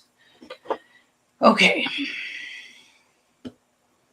Now, the gull, I'm going to use my white watercolor fairly thick, nice and creamy right out of the tube. And this is the shape that I'm going to do. I'm going to show you with a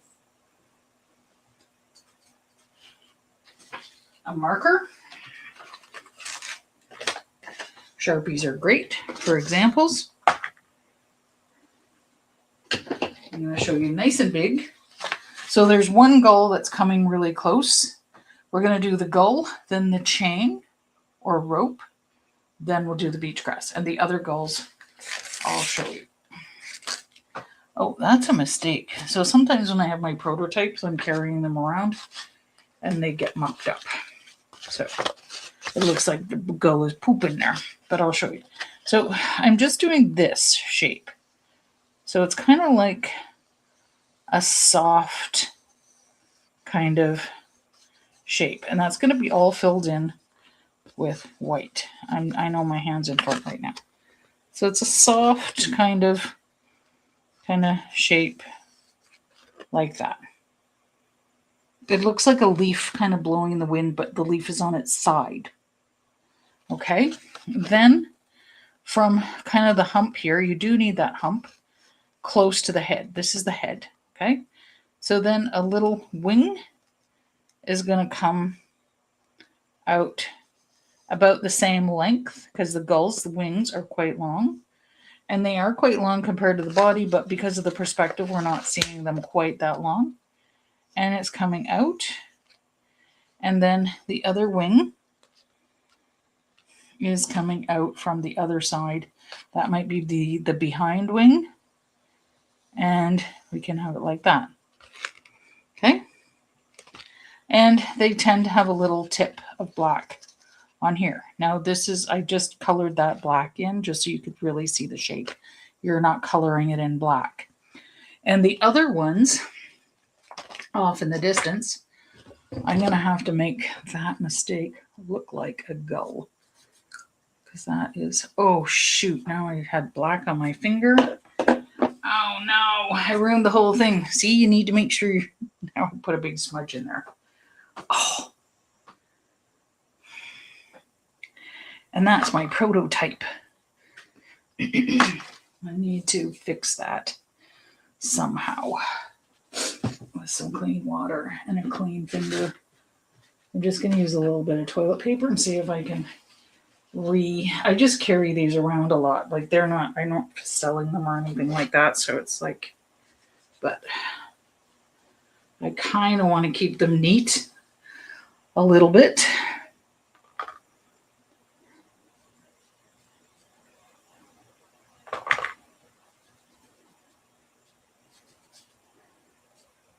That looks a little better. Okay. Oh my gosh.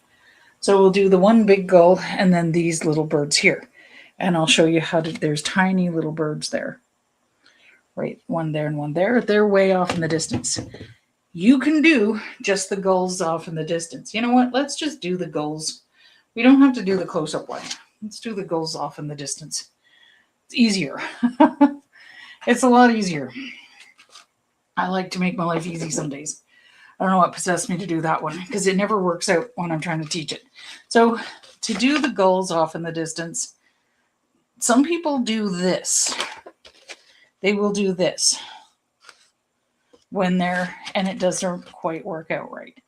And what you want to do is get your paint from center and go out and then start from center and go out again. Do not start from the outside and curl in. Because you're going to, and also then you're going to get different sort of edges because they can look, each edge can look a little different. So starting from center, maybe that's a curve and that's a little bit straighter. So it just depends on the way the bird is flying, but always start from center. It's a lot easier. Now I got some of that white watercolor out for nothing. And I'm going to use that fine brush, which I keep throwing around. I'm going to go into my black with a damp brush. So I want to keep my brush damp, not wet. I'm going to go into my black and kind of fairly close to, and I'm going to keep my pinky down. And I'm going to there's my black dot. There's my black dot. I'm going to start from center and go up and out. And each wing can be a little bit shorter than the other one. Because, depending on the angle, if the bird is flying to you, one of the wings is coming forward.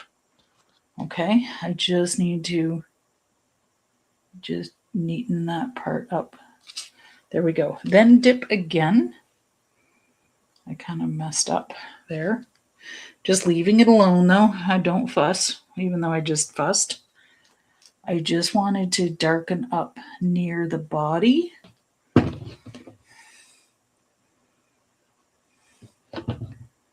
And I actually had an eye appointment today, so I have drops in my eye, so I can't see very well, especially close up. And my so this is truly an impressionistic painting. So then again, the dot to start, come out, and like that.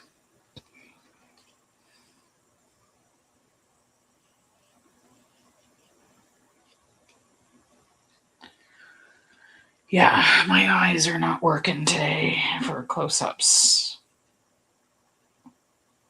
There we go. So I'm not going to spend much time fussing on that just because it's not worth it. My eyes are too fuzzy. And I am going to take a little toilet paper and smush it on top just to get any excess black off because I don't want them too black. So you see I did take some excess black off. Okay.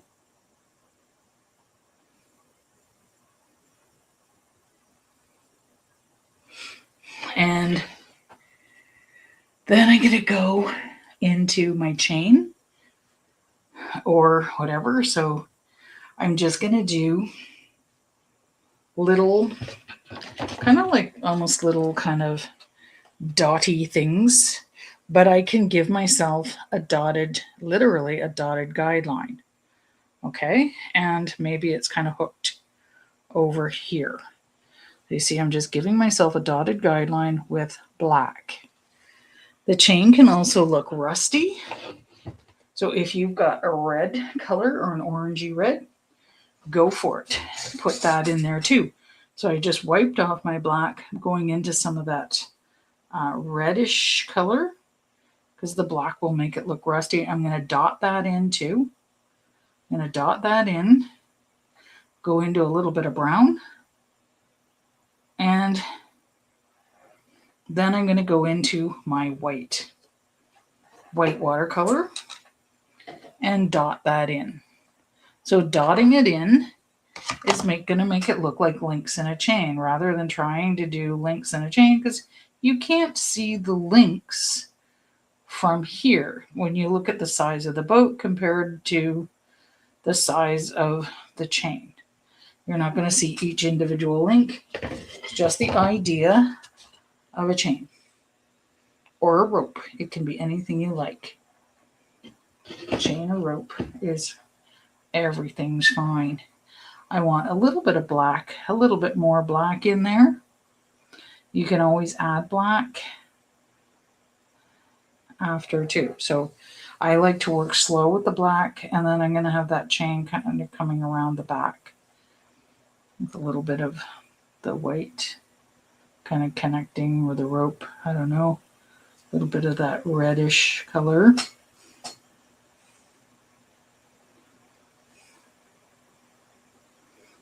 And a little extra white. There we go. And the beach grass. So the beach grass, even though you've got this, like, we don't want it too watery, we do want quite a bit of paint on our brush. And we want that soft green. So that's the green. We don't want this we don't want a bright Kelly green. See how I kind of had all those other greens stuck in that end green? And I even threw some yellow, like that soft brownish yellow in there. It's drying up a little, so I do need to add more water. I did add some in the beginning, but it is absorbing. So I'm even using the dirty water, even better for this green. And I'm going to be, you don't want these too yellowy. Beach grass has a bit of a brown feel as well. If you've got a burnt sienna and a brown, you're going to alternate dip. Burnt sienna, raw sienna, any of those you want to also use, just alternate your dip. If you've got leftover paint in your, like here, use that. This is too black. I'm not going to use it. So, and I do want a bit of shadow in where the brush of the grass is going to go over here. See, because the grass is going to create a shadow. So I need to put the shadow in first. But then I don't really need a shadow here. It's not too much. I already have a shadow here. That's fine. Okay. So some of the beach grass is going to originate in our site. Some of it's going to go off site. It originates under where we're looking. Like maybe the root is here. Okay. So lots everywhere. And I am going to get I'm not going to clean whatever's on here off. I'm rolling it around in my green. So I'm rolling it around in my green. I'm literally rolling my brush around in that dirty green. And I wanted to create the shadow first. Sorry, jeepers. That's all right. That dirty green is rather shadowy. So I'm just going to use this side of the brush and just put some, leave it granular looking. That's fine. You can even rub it with your finger too. Again, makes it granulating-ish like the beach grass and like sand. Okay, so you get that granular effect more with your dry finger and rubbing. So let's go into, now I need to get more of that paint on there. So I'm going in, I've got a fairly high pigment load. The whole brush is fairly loaded, And I'm going to tilt my brush at a 45-degree angle in the direction I want to go.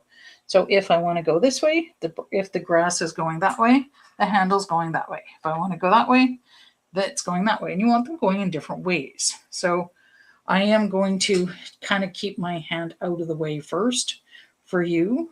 So I'm not going to do, so you see, and then you're going up. And so you see I'm going up. And I'm just using the tip of my brush, but I can also kind of use the side.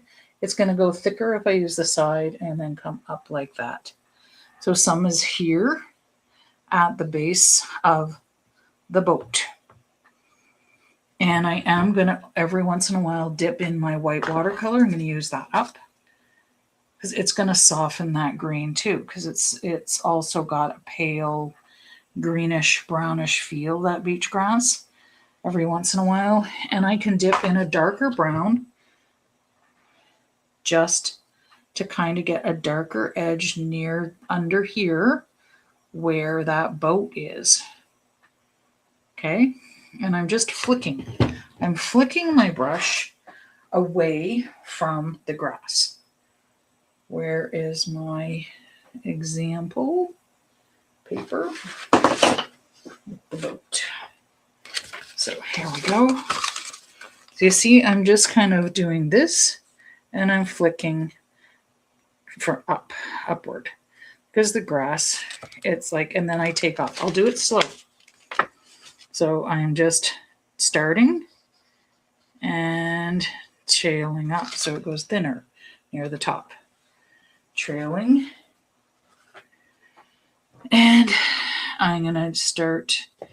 And then you're going to have lots of different, if it originates here, that beach grass can be quite long. It can go really high. It can even go a little bit above the horizon. Okay, it's really tall. Some of it's really quite tall and coarse. And I want to get some of that whitish color that I had.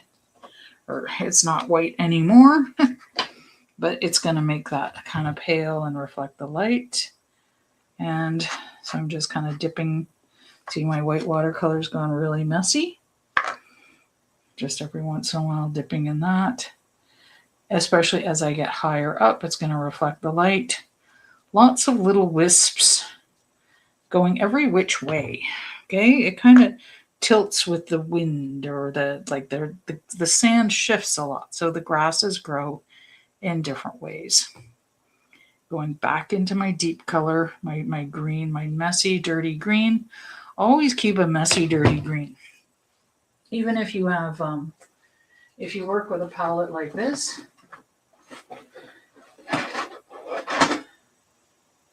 That has a like a mixing area. Always have a messy, dirty green. This I cleaned off a long time ago when I was traveling. It's a great travel palette because but all of these are quite messy, dirty greens. See, I never clean these out except if I was going to go travel. I want to make sure it's all cleaned out and dry. But you see, I added red to that green, and it made it really kind of have different colors to it. But keep one part where you never wash it. And you can just go back in. So this is great for travel. It's got a little, and it's just like little more mixing areas, and fold it over, and it's nice and flat. And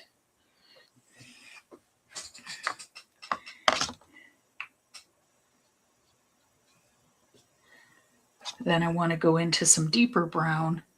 Oop, I touched the white. I do want to go into that deeper brown just on the DL, on the down low here, to get it a bit darker. So we want different shades of that beach grass growing up. And some of it can be bent over. Now I said I put a little tiny bit of beach grass about this height in front of the boat as well. And it can kind of roll over like maybe it's kind of tilting, and it goes right in front of it. And how you get it to go in front is you put a little extra white streak in front.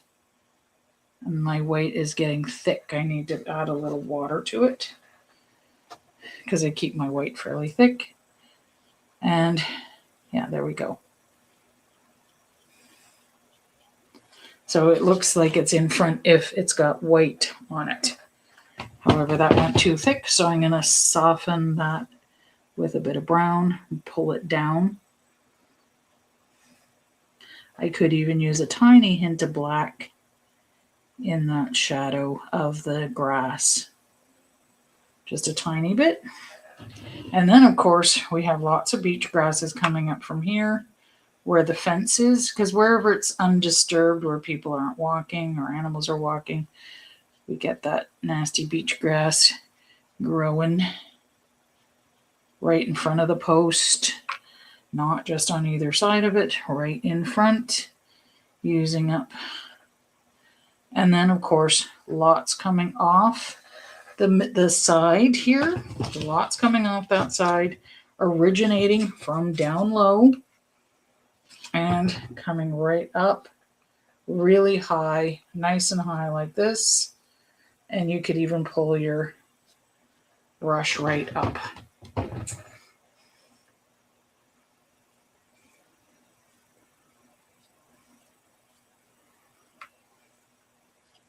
Who knows what this species of grass is?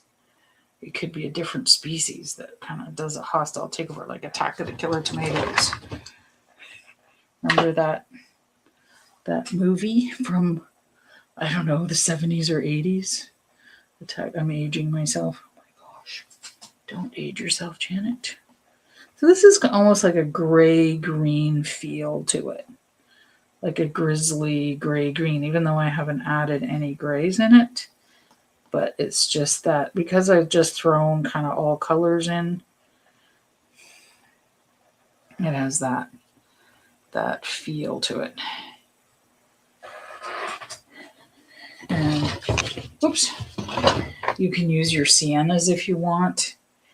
I'm going to go into some brown and get some just some brown flicks through, originating from below.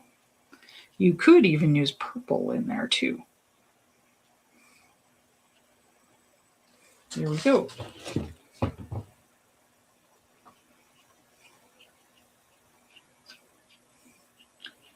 Green, like that greeny brown has all kinds of colors in it. So here we go. Crossing over. You could have some kind of bending over. That kind of looks nice.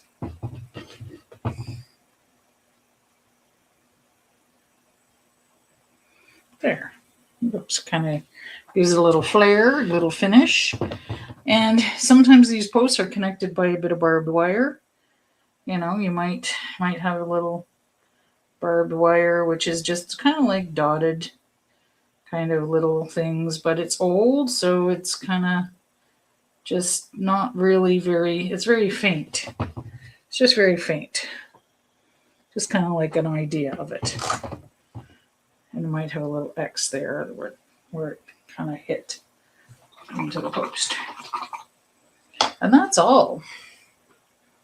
That's all she wrote with the boat. Simple. You don't want to overdo it. It's 8:30, so most of my paintings take an hour and a half. Sometimes I take a little bit longer to explain things in the beginning, and sometimes I take a little bit longer with watercolors, because I know people are afraid of watercolors, and I don't know why. I like them. So, but most of my acrylic classes go faster, and they tend to go super. So and again, I don't like to spend hours and hours and hours.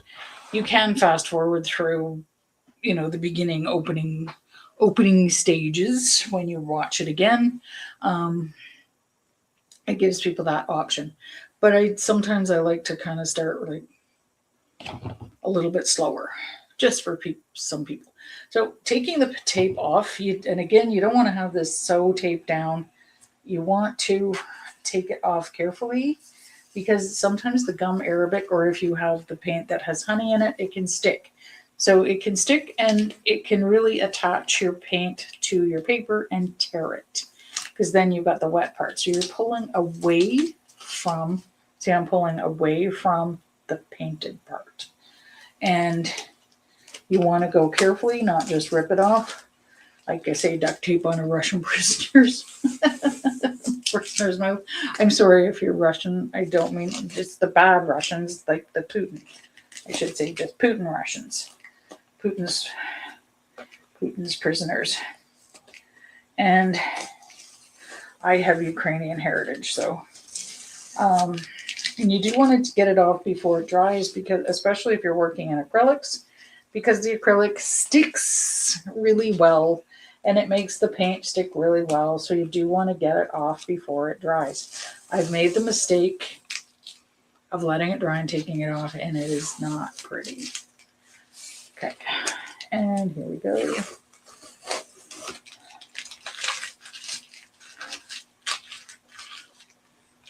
Now you see, it's even warped the thing, because it's damp. This isn't wet, but the dampness warped it.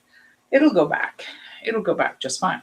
However, your paper is going to, because you're using water, and kind of the water soaked through the top half of the paper. The bottom is pretty dry. However, you can see the ripples in it, because it's got uneven amount of water going through the surface, because it's thick paper. So it's like going through part of the paper, and it's going to warp.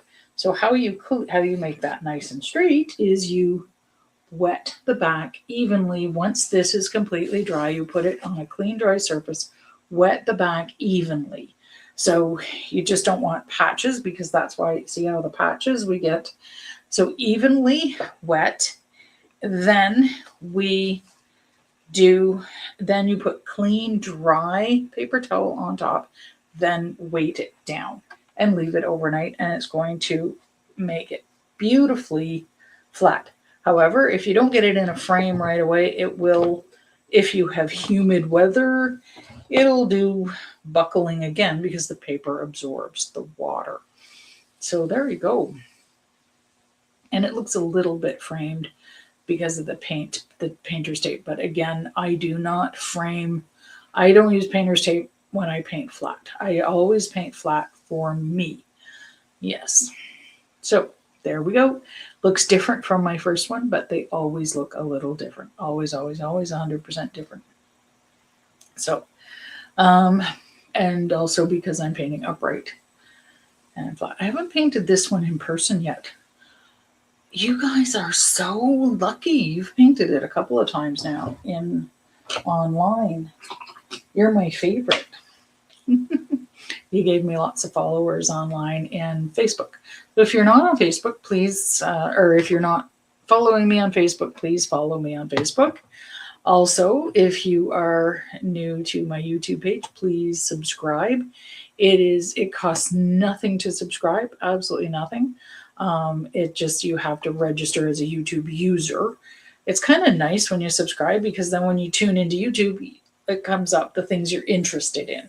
So you can subscribe to all kinds of pages. It doesn't hurt anything, but it helps the people who are televising their channel.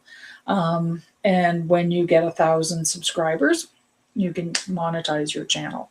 I can't remember how many I'm up to. So did anybody know what the HMCS stands for? Because I call it HMCS Artista. Artista is kind of Italian, like European flair as an artist, but HMCS is Her Majesty's Canadian Ship. HMCS. Her Majesty's Ship is British. Her Majesty's Canadian Ship is HMCS. So there we go, because I'm Canadian. And I'm going to let you go, and we'll see you. Catch you on the flip side. A few more bits going on till the end of May. I'm going to be live streaming on YouTube. So please like, share, and subscribe. Everybody says that. Thank you. Bye.